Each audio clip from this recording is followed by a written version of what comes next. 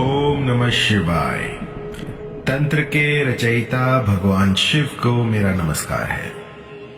आज मैं आपको बताऊंगा एक ऐसा मोहिनी यंत्र जिससे किसी को भी अपने वशीभूत किया जा सकता है। एक ऐसा यंत्र जो कि आपके साथी को आपसे मिलने के लिए विवश कर दे। मेरे पास असंख्य ऐसे केस आते हैं जिसमें कि लोग कहते हैं कि गुरुजी, जो मेरे पति हैं वो मुझे छोड़कर चले गए हैं और वापस नहीं आ रहे हैं, कुछ कीजिए। कई बार तो ऐसा भी होता है कि जो पुरुष है उसके कई सारे संबंध हो जाते हैं बाहर और घर पे आना भी वो बंद कर देता है।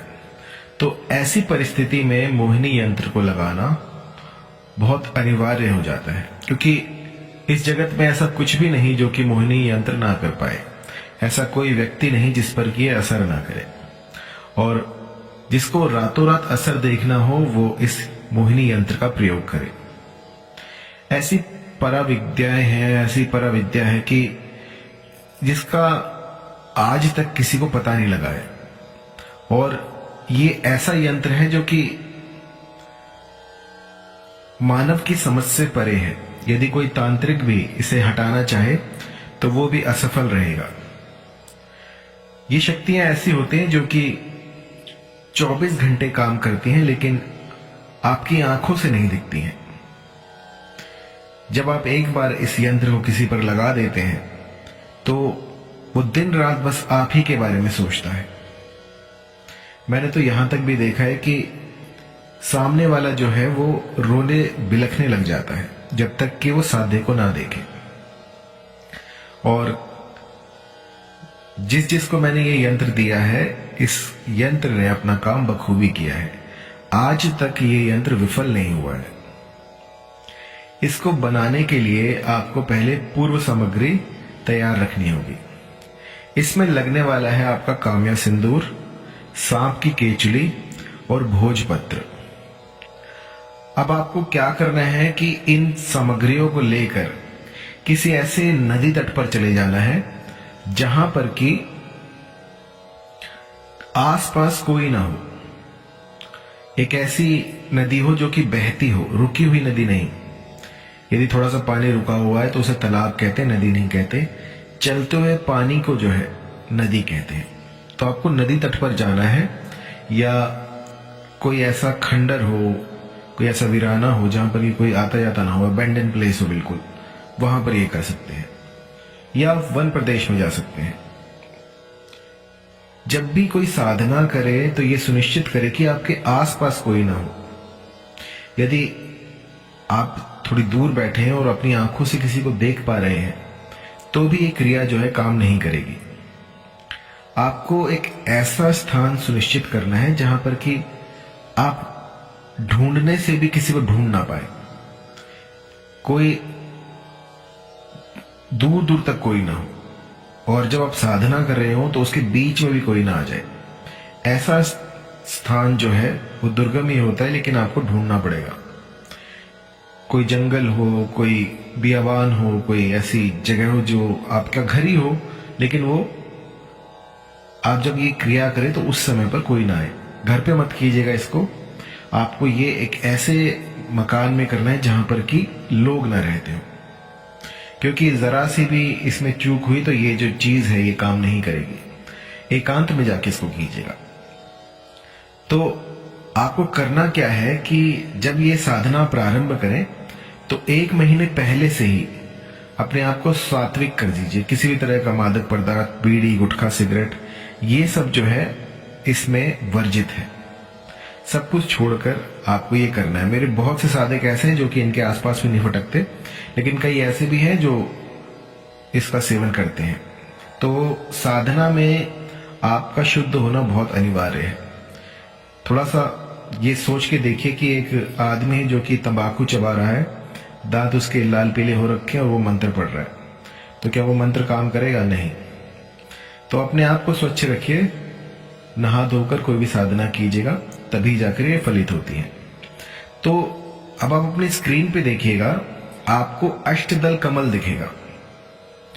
अष्टदल कमल आपको दिख रहा है तो ये आपको भोजपत्र पे बनाना है। इससे कोई फर्क नहीं पड़ता आप कैसे बनाते हो, बस आपको इसकी तरह चित्र बना लेना है। पहले एक सर्कल बनाइए और उसके बाहर बाहर 8 पंखुड़ियां बनाइए। इसे अष्टदल कमल कहते हैं। अब जो इसकी पंखुड़ियां हैं, इनमें आपको काम्या सिंदूर भरना है। काम्या सिंदूर भर के आपको बीच में जो है अपने साथी का नाम और अपना नाम लिखना है। यह भी आपको काम्या सिंदूर से ही लिखना है। आपको ऐसा करना है कि थोड़ा सा जो है पानी मिलाकर काम्या सिंदूर में, और इसको लिखना है। लिखने के लिए जो आप कलम रहेगी वो रहेगी आपकी अनार की कलम से आपको ये लिखना है। और जब ये पूरा हो जाए तो इसको आपको जो भोजपत्र था उसको रोल कर लीजिए। रोल करने के बाद इसके बाहर बाहर सांप की केचली से इसको ढक दीजिए। ढकने के बाद इसको किसी बियाबान, किसी नदी तट पे गाड़ के आ जाइए।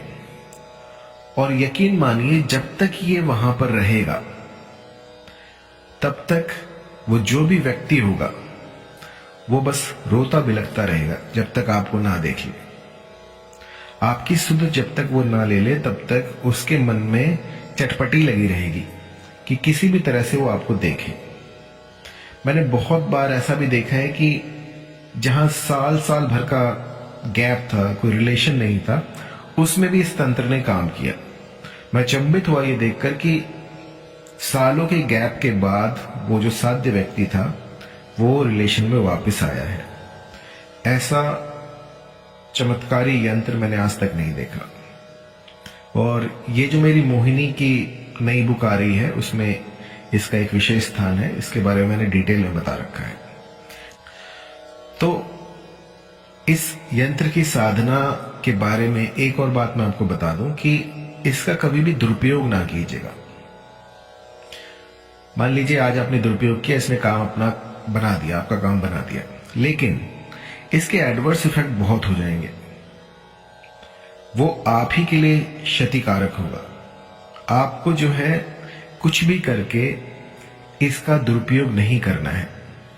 मान लीजिए मन में सच्चा प्रेम हो और सामने वाला जो है उससे आप कहने में झिझक रहे हो, तो आप इसका प्रयोग कर सकते हैं।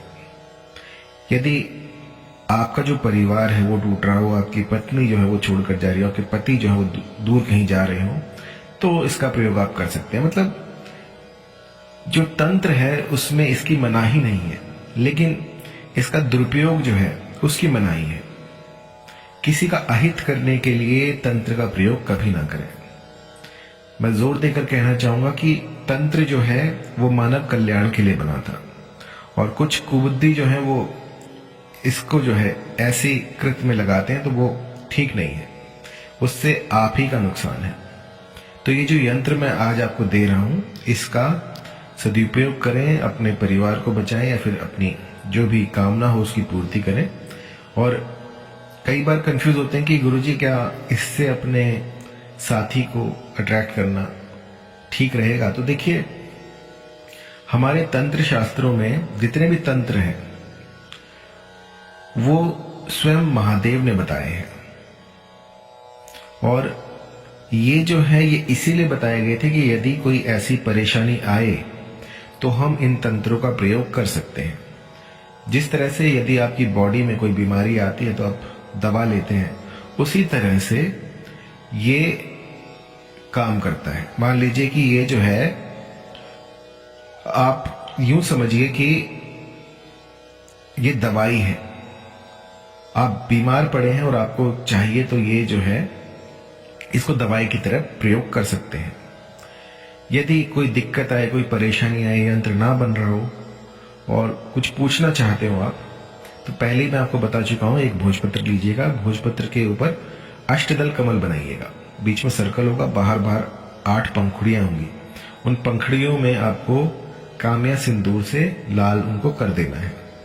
बीच में अपने साथी का और अपना नाम लिखना है, और इसको जो है फोल्ड करके आपको जो सांप की केचुली होती है उससे इसको ढक देना है। ढकने के बाद किसी नदी तट के किनारे पे जाके आप बहुत डूंगा जाके आपको खोदना है बहुत ज्यादा, ताकि कोई इसको निकाल ना पाए।